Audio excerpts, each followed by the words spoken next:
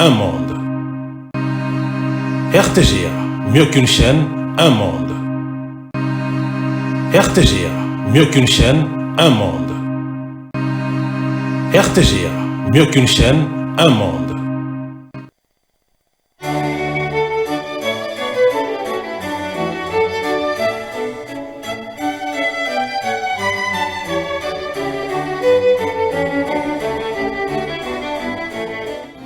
Ce journal vous est offert par Tango Protection.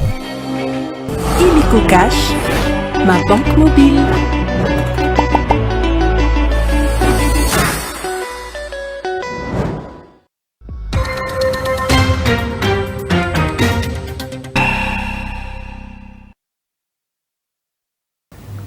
Vous êtes bel et bien branchés sur la RTGA Aude et vous nous suivez là en direct depuis Kinshasa, la capitale congolaise. Voici sans plus tarder les différents titres au sommaire de ce journal. Après une réunion de crise tenue dimanche soir autour du président Félix Tshisekedi, le gouvernement congolais fait à son tour une mise au point ce lundi sur la situation sécuritaire préoccupante à Goma. Le porte-parole qui appelle la population à une mobilisation générale annonce mettre en place des mesures sécuritaires efficaces.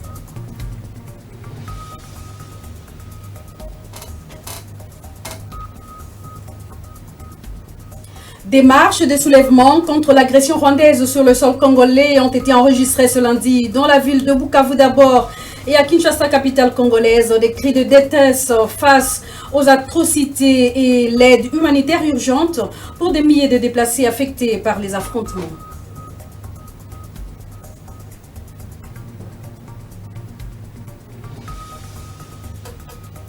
Altalentox, le Conseil supérieur de l'audiovisuel et de la communication, met pendant ces temps en garde les médias en ligne contre ce qu'il considère de manipulation de l'opinion publique. Le CESAC réitère également son soutien indéfectible aux forces armées de la République.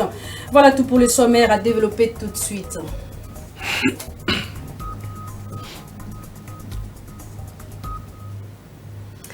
Merci de nous rester fidèles. Un invité dans ce journal, il s'agit de Hugues Bolé Ndombo. Hugues est expert et consultant en finances publiques et président du mouvement citoyen éclairé. Il nous en dira plus à ce sujet qui l'amène justement sur ces plateaux de la RTGA ce soir. Bonsoir Hugues. Bonsoir Madame Irène. En tout cas, c'est un plaisir pour nous de vous recevoir. Vous portez en tout cas cette grosse casquette du mouvement citoyen. Mouvement éclairé. Oui. Vous nous en direz plus oui, bien dans sûr, quelques bien sûr. instants. Bien sûr, merci beaucoup. Sinon, bonne année. Bonne année, bonsoir à tous les téléspectateurs qui nous regardent en ce moment. Je pense qu'on aura un échange qui sera important pour la jeunesse congolaise qui nous regarde. Il est vraiment important pour nous de prendre à bras le corps toutes les situations de notre pays et être des acteurs et pas des spectateurs de ce qui se passe. Alors, je vous retrouve dans quelques instants.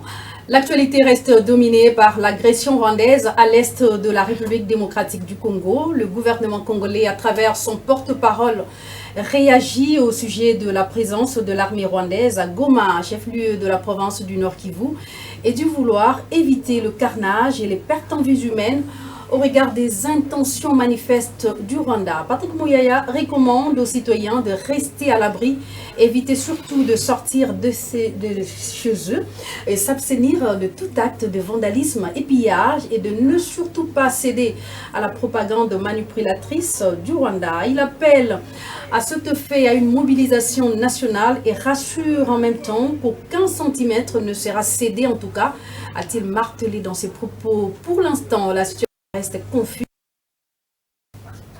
Bino nyonso bozolanda depuis tongo lelo ndenge mapinga ya Rwanda bakoti na Goma.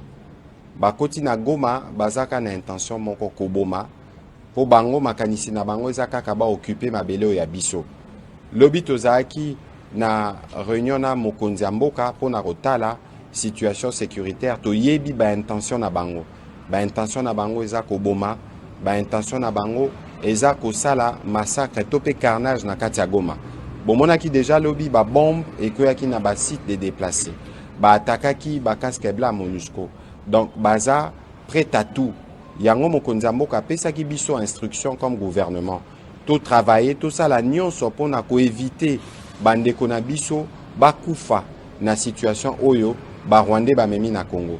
yango toza ko recommander na bana nyonso oyo baza na Goma bovanda na bandaku bomi batela ya mibale bokende na ba action te oyo ya ba pillage to pe kosala mobulu wana eza kosala jeu ya monguna ya misato biso tolobaka mingi bo se fiete na oyo tobengi poison rwandais parce que bazolekisa ba des informations na ba information mabe mingi yango na ba moment ya boye biso nyonso ifo totelema biso nyonso ifo toya na sima ya mapinga biso nyonso ifo toya na sima ya mokonzi ya mboka na ndenge wana nde tokosangana biso nyonso pe topesa eyano na barwandais to pe na bao nyonso baza sima na bango ke Congo eza ya kotelema ba compatriotes na biso ya Goma bayeba ke baza bango moko te na moment oyo bazo connaître ba situation ya mabe oyo euti na Rwanda. Donc biso nyonso totelema to bunda pone ekolo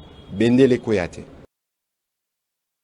Et faisant suite à cette agression dans la province du Sud Kivu, des milliers de personnes ont envahi les rues de Bukavu pour protester contre l'agression rwandaise et appeler au départ des troupes rwandaises. Les manifestants ont également exprimé leur soutien au FARDC tout en réclamant une aide humanitaire urgente pour les milliers de déplacés affectés par les affrontements dans la région. Les manifestants à Bukavu ont scandé des chants hostiles contre le Rwanda et brandi des calicots en faveur de l'unité nationale.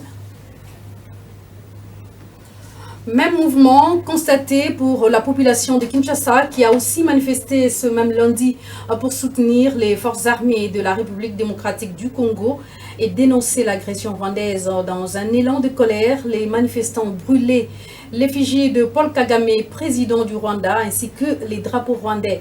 Cet acte symbolique reflète leur indignation face à la situation qui prévaut sur le terrain dans la partie est de la RDC.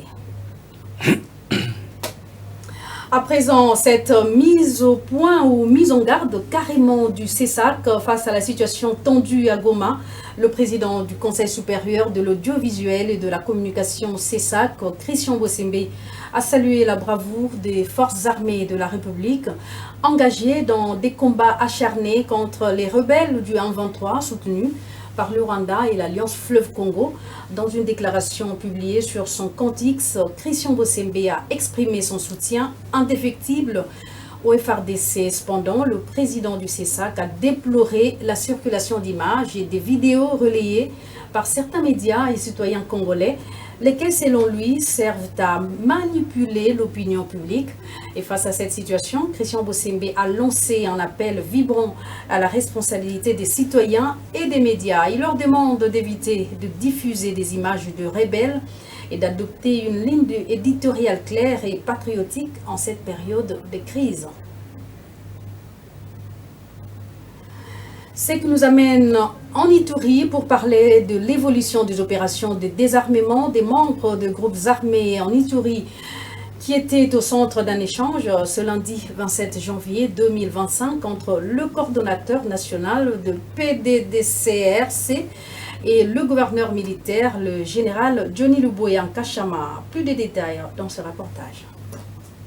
Le coordonnateur national du programme de désarmement, démobilisation, réinsertion communautaire et stabilisation exprime sa gratitude au gouverneur militaire de l'Ituri pour son appui inconditionnel au processus en Ituri.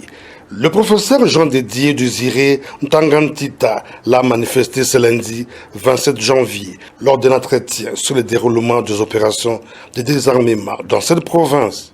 Je suis très rassuré et je suis très confiant et très content d'avoir été reçu par son Excellence, Monsieur le gouverneur de province, pour discuter de toutes ces questions et voir comment ensemble nous pouvons consolider la synergie, le travail que fait le gouverneur dans cette région pour matérialiser la vision du président de la République, son Excellence Félix Antoine Tshisekedi Tshilombo, par rapport à la matérialisation de la paix dans cette région. Parlant de la médiation entretenue à la coordination du PDDRCS en Ituri, le professeur Jean Dédié Désiré Ntangantita rassure. Vous remarquez que la première visite que j'ai faite sur le terrain, je l'ai fait à Ituri. Donc j'aurai cette opportunité de discuter avec toute mon équipe de vive voix pour arriver à comprendre les conditions de vie et de travail de tous mes collaborateurs, Cela va me permettre d'avoir une idée de ce qu'il y a et de m'assumer et de prendre les responsabilités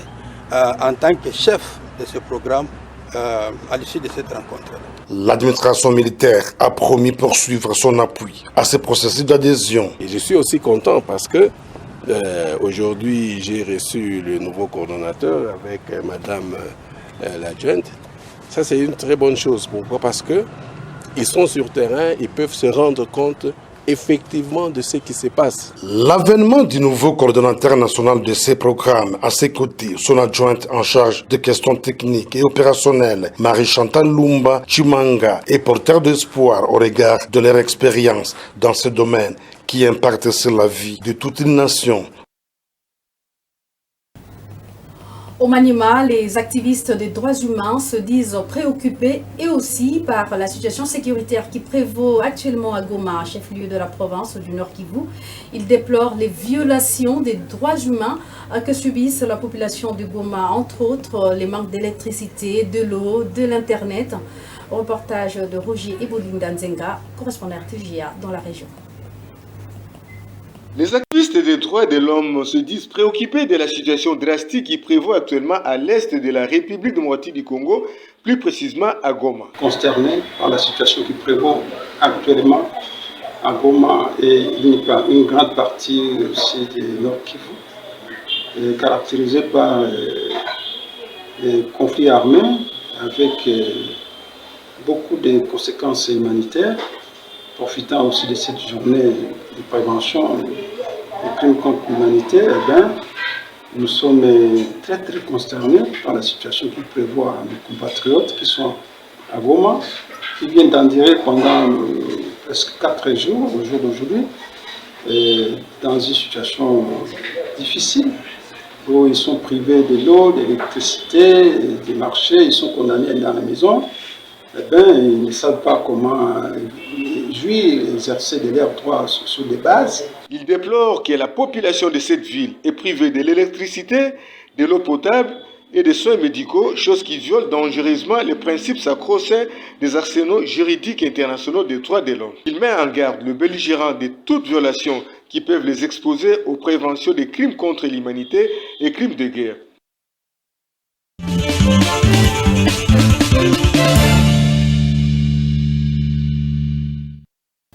Alors, je reviens à vous, Hugues Bolendobo. Je rappelle que vous êtes expert consultant en finances publiques et président du mouvement citoyen éclairé. C'est d'ailleurs ça la casquette qui vous ramène sur ces plateaux RTGA. Alors, des mouvements citoyens, on en compte plusieurs. Alors, mouvement citoyen éclairé, c'est quoi encore ces narratifs? Oui, en effet, merci beaucoup pour la question. Le mouvement citoyen éclairé, c'est un mouvement qui a pour objectif la conquête de la mentalité congolaise. Parce que vous allez vous rendre compte que dans notre paysage, dans la façon dont les choses sont faites, dans la façon dont les choses sont dites, ce qui représente un grand frein, ce qui représente un blocage au développement de notre pays, c'est d'abord la mentalité. Parce que le pays est riche. Le pays est riche, que ce soit en sol, sous-sol, capital humain, mais on a fait ce constat de se rendre compte que la mentalité congolaise est vraiment le frein de développement. Alors c'est comme ça que nous nous sommes dit, nous ne sommes pas, déjà nous sommes de la société civile, donc on n'est pas à la conquête du pouvoir, mais on n'est pas non plus dans l'activisme à réclamer des choses de manière violente. Nous sommes plutôt dans, on va dire, un activisme pacifique, de toucher d'abord l'esprit du Congolais, parce que si l'esprit du Congolais évolue, je préfère le terme évoluer plutôt que changer, parce qu'évoluer, chacun migre à son rythme. Si les choses évoluent, si la mentalité du Congolais évolue, nous allons nous rendre compte que le pays aussi va se développer. Et voilà, c'est vraiment ça la motivation de notre mouvement. Éclairer, pourquoi? Parce que qu'est-ce qui change l'être humain? C'est la connaissance. Vous apportez plus d'éclairage que d'autres n'ont pas. Je ne me compare pas aux autres et je ne dis pas ce que les autres ne font pas. Nous parlons spécifiquement de nous en tant que mouvement et de dire que nous, l'éclairage dont nous parlons, c'est la connaissance, parce que c'est la connaissance qui libère l'être humain, c'est la connaissance qui éclaire l'être humain, et c'est grâce à la connaissance, l'éducation, la sensibilisation qui font partie vraiment de notre dénominateur commun dans tout ce qu'on fait, que nous allons arriver à éclairer tant soit peu le peuple congolais pour que cet éclairage-là soit progressif et que ça prenne tout le monde dans le but de développer notre pays. Alors actuellement, vous sensibilisez la jeunesse estudiantine sur le changement ou la révision constitutionnelle, comme vous voulez. Justement, pour quel leitmotiv et quelle est la démarche? Bon, vous savez, l'histoire quand on parle de la Constitution, que ce soit révision ou changement constitutionnel, moi j'aimerais bien qu'on soit clair. Nous, le mouvement citoyen éclairé, nous sommes dans une démarche de l'évolution. Ce qui est important pour nous n'est pas forcément qu'on change ou qu'on modifie ou qu'on reste dans ce qu'on est. Ce qui est important pour le mouvement citoyen éclairé et pour montrer justement à tous les Congolais qu'il est important pour nous d'évoluer, de faire des schémas, d'aller vers l'évolution. Si on change ou si on révise, ou bien si l'on ne change pas ou l'on ne révise pas, à l'issue de ça, nous devons évoluer, nous devons avoir un impact, nous devons faire avancer ce pays parce que vous allez voir qu'aujourd'hui, la question constitutionnelle n'est même plus d'actualité parce qu'il y a la guerre. Il y a la guerre qui touche l'Est de notre pays où aujourd'hui je vois la plupart des gens mettre sur leur statut, je prie, nous sommes Goma, nous sommes Goma. Mais en réalité, les Gomatraciens n'ont pas besoin de vos statuts sur les réseaux sociaux. Ils ont besoin d'actions concrètes et réelles. Et parce que vous avez touché une cible par rapport à votre sensibilisation, les étudiants, vous pensez que la donne peut changer avec justement cette catégorie de la population aussi intellectuelle? Bien sûr que la donne peut changer parce qu'aujourd'hui, je pense que sur 100 millions d'habitants, de manière estimative, 70% est composé des jeunes.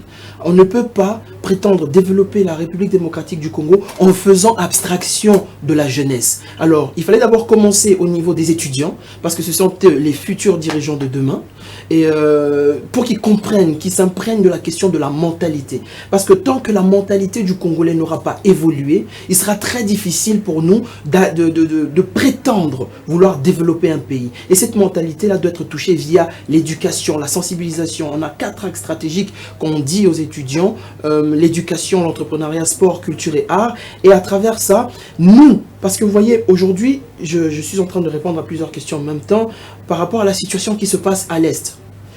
Nous qui ne sommes pas dans une zone de guerre, notre comportement doit aller dans le sens d'accompagner ceux qui sont dans la zone de guerre. Ne croyez pas que la question sur...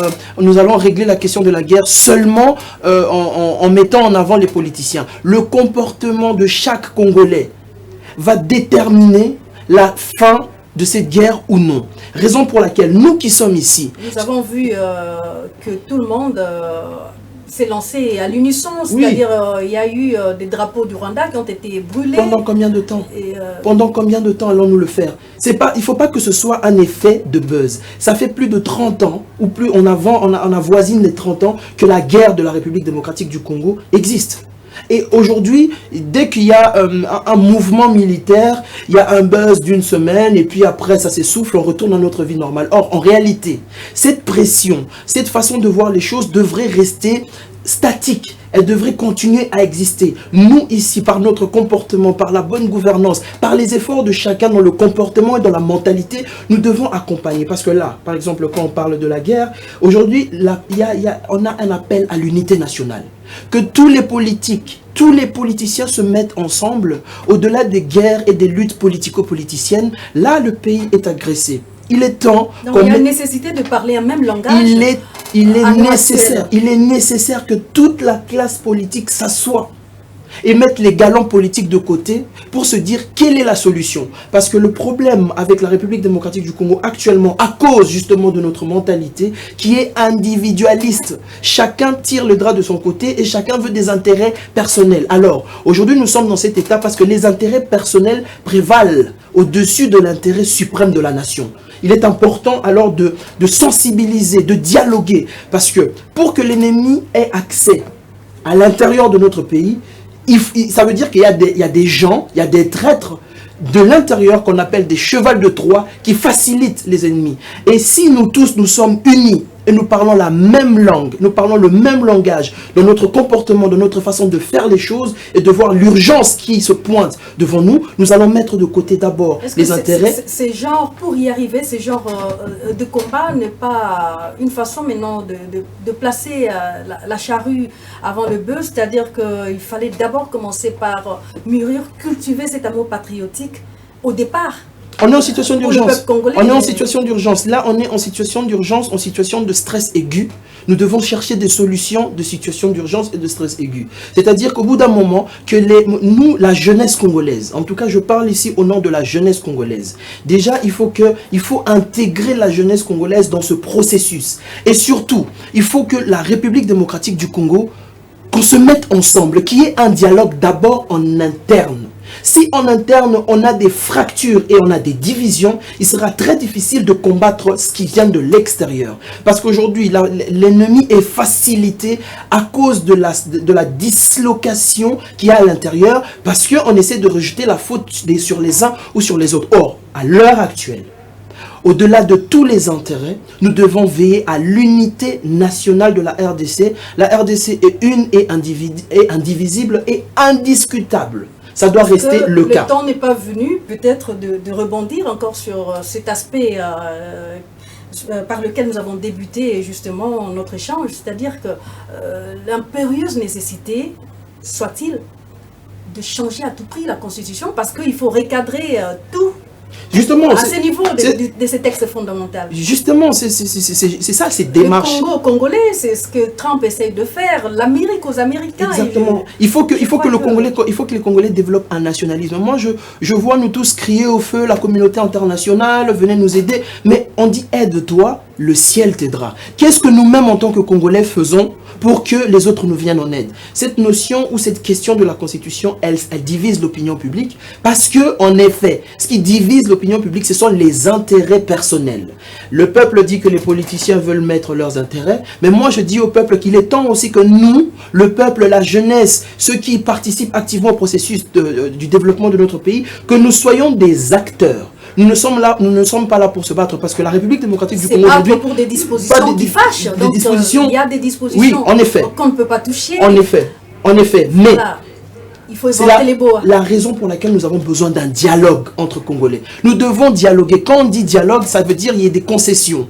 Que d'un côté, que les uns et les autres puissent abandonner certains avantages pour l'intérêt suprême de la nation. Même la question de la Constitution, c'est vrai qu'il y a les opposants qui sont contre la révision de la Constitution et ceux qui sont au pouvoir sont pour la révision. Mais vous voyez que cette division entre nous permet et donne un champ d'accès à l'ennemi. Or, si nous tous, nous sommes soudés autour d'un objectif commun, parce qu'en réalité, quand on regarde, c'est vrai que notre pays, on parle de la Constitution, mais en gros, la Constitution, c'est comme un manuel de procédure. La Constitution, c'est comme une vision commune. Quelle est la vision commune de la République démocratique du Congo pour les 10 prochaines années? C'est ça qu'on doit définir à travers un dialogue inclusif. Donc, il y a possibilité de revoir ou changer carrément. Il y a possibilité, mais mon but n'est pas de répondre à cette question. Mon but, c'est d'inciter le peuple congolais, d'abord de 1, à un sursaut d'orgueil, de 2, que tous les leaders politiques se mettent ensemble pour définir un cap pour la République démocratique du Congo. Parce qu'il est inadmissible dans un pays comme le nôtre, on n'arrive pas à définir un cadre, on n'arrive pas à définir une vision, parce que chacun vise ses intérêts. Et en visant les intérêts, nous risquons de fracturer ce si beau pays. Raison pour laquelle, vraiment, moi, ma présence ici, en tant que membre de la société civile et président du mouvement citoyen éclairé, c'est d'appeler à l'unité nationale et que le comportement de chacun d'entre nous soit un comportement qui nous rappelle que nous sommes dans un état de guerre. Ça fait plus de 30 ans. Arrêtez de croire que vos statuts sur les réseaux sociaux vont changer quelque chose. Certes, c'est pour attirer l'attention du monde, mais il faut que... On a parlé d'un appel à la mobilisation générale. Mais il faut que ça reste constant et que nous puissions aller vers un résultat. C'est ça l'objectif de notre... Mais la question de la rue, de parler de la Constitution, de changer, réviser ou quoi que ce soit, nous avons besoin d'un dialogue. C'est à l'issue de ce dialogue que peut-être nous allons nous dire que voilà, nous voulons définir un nouveau cap pour la République démocratique du Congo, nous voulons définir une nouvelle vision et nous devons nous projeter pour les années futures. Donc je pense que c'était même votre message de paix. C'est un message de paix, c'est un message de paix. Et mon notre pays rwandaise, oui. Les hostilités se déroulent à l'instant même dans la ville de Goma, oui, chef-lieu. Nous sommes de tout cœur et ça fait mal de voir qu'aujourd'hui nos frères congolais à l'est du pays sont dépourvus dépourvus. Ils fuient la guerre. Et nous, ici, de l'autre côté, tout ce qu'on peut faire, j'insiste, c'est mettre sur les statuts. Nous avons besoin d'une mobilisation, nous avons besoin d'une jeunesse. Raison pour laquelle, d'ailleurs, je veux chuter par là, le 15 février 2025, j'appelle toute la jeunesse congolaise à un dialogue. Nous allons parler de cette question de la sécurité à l'Est. Ça va se passer au collège Boboto, la salle du collège Boboto. J'appelle vraiment tous les mouvements associatifs, tous les jeunes, toutes les parties prenantes. Venez, nous avons besoin de se mettre ensemble et d'oublier un peu les égos de chacun d'entre nous. Parce que ce soit l'éducation, l'entrepreneuriat, le sport, la culture et art, ne pourra pas être implémenté, le développement ne peut pas être implémenté s'il n'y a pas la paix. Et surtout, la paix reste la clé du développement. Et même ici en interne, quand on regarde des phénomènes comme les phénomènes Koulouna, il y a l'insécurité à l'intérieur du pays. Et c'est cette fracture qui demande à ce qu'on mette, hop, pause, tout le monde, on s'assoit. On définit un cap, qu'on soit sérieux dans ces pays quand même une fois pour toutes, pour que les générations futures puissent bénéficier au moins du souci que nous avons de développer ce pays. D'autant plus qu'une nation, on ne la marchande pas. On ne la marchande pas, une nation. Et surtout, c'est l'héritage aussi que le président Mobutu nous a laissé. Un Congo un et uni, indivisible. En tout cas, merci de votre passage, Hugues Bolé. C'est moi qui vous remercie. Je rappelle que vous êtes membre de la société civile et également président du mouvement citoyen éclairé. Nous vous remercions d'être passé sur le plateau de la RTGA. Merci beaucoup. À la prochaine occasion. Merci. Autre chose à présent, le cadre permanent de concertation de femmes congolaises a démarré son assemblée générale ce 27 janvier 2025. Les travaux auront 3 jours et devront déboucher à la mise en place d'une nouvelle équipe qui devra présider aux destinées de cette structure. Dans son mot, Rose Mutombo, ministre d'État honoraire à la justice présidentielle du CAFCO, a émis le vœu de voir en cette fêtière des organisations féminines évoluer, mais également construire des synergies en faveur des femmes. Suzy Kibero-Marie nous en parle. Une minute de silence observée à l'entame de l'Assemblée générale ordinaire et extraordinaire du cadre permanent de concertation de la femme congolaise en mémoire de tous les membres du CAFCO décédés et à toutes ces femmes tombées dans le champ de bataille dans la partie orientale du pays. Plusieurs personnalités politiques, administratives, activistes des droits des femmes ont répondu à ce rendez-vous tant attendu du CAFCO. Grace Lula, coordonnatrice du cadre permanent de concertation de la femme congolaise, a souhaité la bienvenue aux invités. Rose Mutombo Kiese, ministre d'État en charge de la justice et garde des Sceaux honoraire et présidente du cadre permanent de concertation de la femme congolaise, a présenté les réalisations de cette organisation, son parcours et ses perspectives. À sa naissance, CAFCO était informe, vide, sans adresse fixe, sans ressources, sans outils de travail. Certaines personnes avaient considéré la structure comme un mort-né au lendemain même de sa naissance. Nous tenons cette assemblée générale ordinaire et extraordinaire par devoir de redevabilité envers les partenaires qui nous ont fait confiance et envers les femmes leaders membres de CAFCO qui ont cru et continuent de croire à leur structure. Les travaux qui iront du 27 au 29 janvier 2025 seront marqués notamment par la validation des mandats des membres et le renouvellement de l'équipe dirigeante. 24 délégués des provinces ont effectué les déplacements de la capitale congolaise et ont suivi avec attention la projection du documentaire qui a retracé la lutte des fondatrices qui ont maintenu le cap jusqu'à ce jour dans la lutte pour la promotion de la femme congolaise à tous les niveaux. Sachez aussi que l'Assemblée générale du cadre permanent de concertation de la femme congolaise a bel et bien eu lieu ce 27 janvier 2025 et les membres du CAFCO qui tiennent à la synergie ne jurent que de porter la voix des femmes à tous les niveaux, la participation politique, économique et sociale de la femme étant incontournable pour le développement. C'est ce que nous dit une fois de plus Suzy Kibero-Marie. C'est avec ténacité que le cadre permanent de concertation de la femme congolaise est passé de l'ombre à la lumière, a indiqué Rose Mutombo Kiese, présidente de cette fêtière des organisations féminines qui compte à ce jour près de 300 organisations membres disséminées sur l'ensemble du territoire national. Une fierté pour elle de voir se concrétiser et se réaliser l'Assemblée générale. C'est vraiment une joie et une responsabilité de redevabilité 20 ans après que les femmes se retrouvent comme on l'avait fait il y a 20 ans au centre Nganda. En tout cas, c'est une fierté pour les femmes congolaises qui ont pu braver vent et marée pour que cette structure puisse fonctionner jusqu'à ces jours et surtout pour que cette structure puisse se pérenniser dans les temps et dans l'espace. D'autres voix se sont levées pour dire que la femme doit poursuivre son combat. Nous arrivons au jour tant attendu, l'Assemblée générale, et nous pensons que les choses ont très bien commencé et que l'esprit de cohésion va régner pour qu'on puisse aller de l'avant. Femmes congolaises se mettront désormais ensemble pour l'intérêt surtout de la femme et pourquoi pas de la nation. C'est une joie pour que nous puissions, après plusieurs années aussi, renouveler le responsable, les femmes qui vont nous accompagner dans la lutte que nous avions déjà menée depuis plusieurs années. Nous avons toujours défendu depuis Sun City avec les programmes d'Europa. La femme doit être au milieu du village et la femme doit être celle-là qui préserve les valeurs. La femme doit être celle-là qui défend le droit, les principes, les règles. Parce que ce n'est que dans la justice que nous pouvons avoir la paix. Le cadre permanent de concertation de la femme congolaise ne ménagera aucun effort dans son rôle central de pousser les femmes à participer à la consolidation de la paix et au développement du Congo démocratique. Et puis la Fondation Pius Mwabilou a communié avec les femmes du Congrès national congolais de la ville de Kabinda, chef-lieu de la province de Lomami. Sélé Kanangila, qui a été à la tête d'une délégation qui a représenté Stéphanie Mwabilou, a remis des présents à ces femmes. Reportage.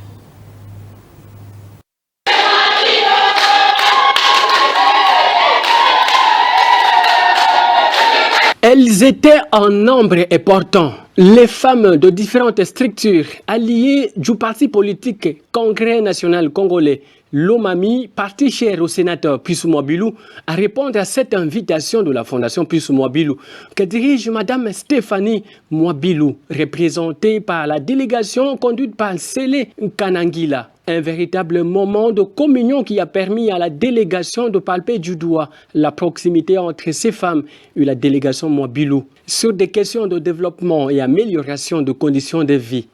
Après ces moments d'échange, la Fondation a procédé à la remise de quelques biens, dont l'épargne, aux participantes, caractérisant ainsi un moment fort de la cérémonie.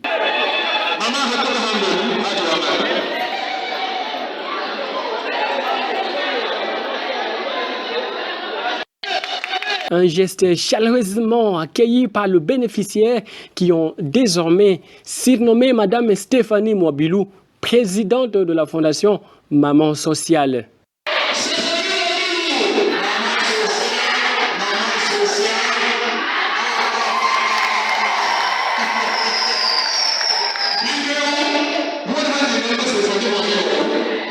Après la cérémonie, la Fondation s'est rendue au lycée Tuivoulenei pour l'inspection de travaux financés par la Fondation. Et pendant ces temps, l'Union congolaise des femmes de médias UCOFEM au Kasaï central dénonce la répression de la marche des femmes ce lundi 27 janvier à Kananga, chef-lieu de la province, pour dénoncer la recrudescence des violences sexuelles faites aux femmes. Dans cette partie du territoire national, Élisée Lusamba KMB, directrice de cette structure, cite Madame le maire de la ville de Kananga d'être derrière cette répression. Suivez Élisée Lusamba sur des propos recueillis par Soleil Toulamufika, correspondant RTGA. L'objectif de dénoncer et condamner tous les actes de viol qui se commettent du jour au lendemain actuellement dans la ville de Kananga. Vous êtes sans ignorer, messieurs les journalistes, vous en tant que journaliste, je sais que vous êtes à la une, vous êtes à la base de tout ce qui se passe. Juste pour ce mois de janvier, nous avons enregistré ici à Kananga, au Kasaï central, plus de 25 cas de viol. Et parmi lesquels, il y a même un bébé de 3 mois qui a été violé par un père d'une quarantaine d'années, une jeune petite fillette de 3 ans qui a a été violée, qui a connu un viol collectif de 3 garçons, et il y a même des femmes mariées, donc c'est déplorable. C'est comme ça que nous nous sommes dit, nous ne pouvons pas continuer à fermer la bouche, nous ne pouvons pas continuer à croiser les bras, nous devons quand même marcher pour protester et demander à Dieu qu'il puisse venir en aide les femmes du Kasaï central qui sont en train d'être méprisées, qui sont en train d'être humiliées à travers ces actes. On ne comprend plus rien, comment du coup il y a la recrudescence de ces cas alors que dans les mois passés ici en 2024, il y avait quand même eu l'atténuation de ces cas. Et nous sommes très déçus et très consternés, très désolés de constater que Madame le maire de la ville de Kananga, Rose Mwadi Moussoubé, une femme de surcroît, mère aussi, qui interdit cette marche, dite marche pacifique. Selon la lettre que la mère nous a envoyée, que nous avons reçue de la mère, il a même instruit la police de pouvoir faire exécuter la décision qu'elle a prise. Et puis, c'est une marche organisée par les femmes. Les femmes sont non violentes. Quand Madame le maire envoie la police pour empêcher la marche, donc elle a fait recours à la force. Et je me dis, est-ce que Madame le maire, elle est en train de se contredire? Il y a même des photos de récentes marches encore organisées pour condamner ces actes de viol. Madame le maire elle-même comme autorité, et Madame la chef de division elle-même comme autorité, il y avait même certaines députées qui étaient en train de soutenir pour que la marche puisse avoir lieu. Nous avons toutes marché pour protester contre ces... Page noire pour terminer. Décédé le 8 janvier dernier, ancien professeur du groupe scolaire Aurore, Nikes Kabembo Bangani, a été mis en terre samedi 25 janvier au cimetière de Nselebambou après une messe d'action de grâce célébrée à la paroisse Saint-Gabriel de Yolo Sud pour les derniers hommages. Suzy Giboro-Marie nous en parle.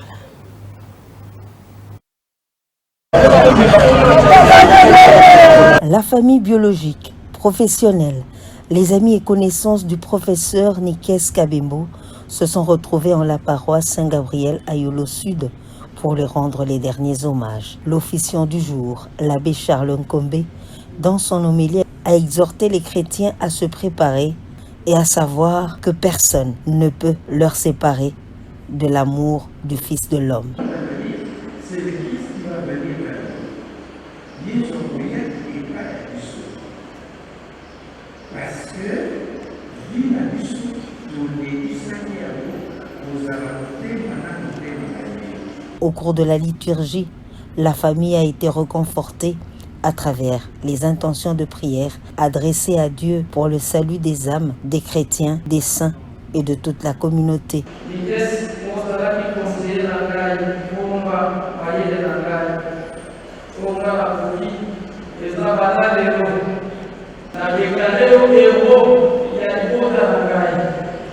Les amis du défunt et connaissances des membres des familles éprouvées, dont la grande équipe de la radio-télé du groupe L'Avenir, ont déposé leurs gerbes de fleurs en signe d'adieu aux illustres disparus.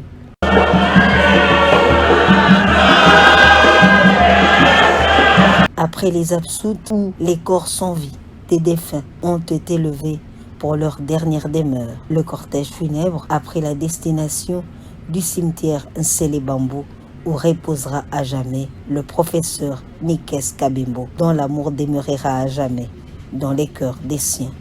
Dieu a donné, il a repris, que son nom soit loué.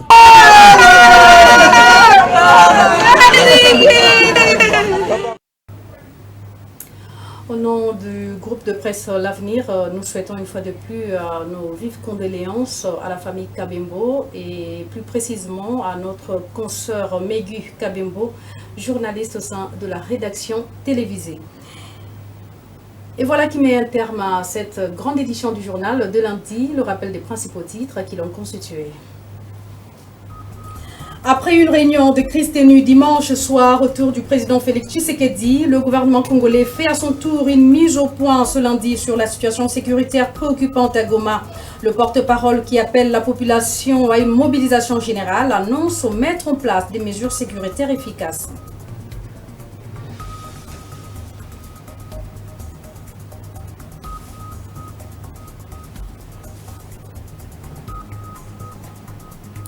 Des marches de soulèvement contre l'agression rwandaise sur le sol congolais ont été enregistrées ce lundi dans la ville de Bukavu d'abord et à Kinshasa, capitale congolaise. Des cris de détresse sont face aux atrocités et l'aide humanitaire urgente pour des milliers de déplacés affectés par les affrontements. Enfin, halte à l'Intox, le Conseil supérieur de l'audiovisuel et de la communication met pendant ces temps en garde les médias en ligne contre ce qu'il considère de manipulation de l'opinion publique. Le CESAC réitère également son soutien indéfectible au FRDC. Vous avez suivi son président, Christian Bossembe, au cours de ces journaux qui s'achèvent déjà.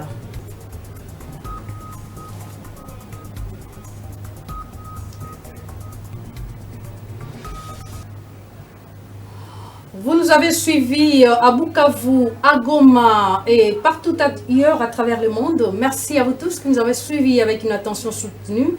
Très bonne suite des programmes sur la RTGR et à très vite.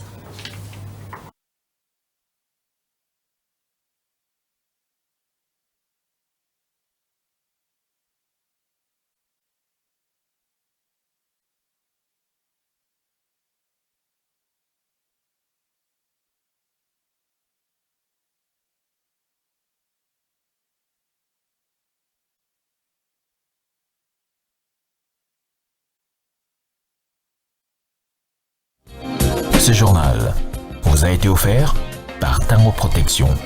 Illico Cash, ma banque mobile.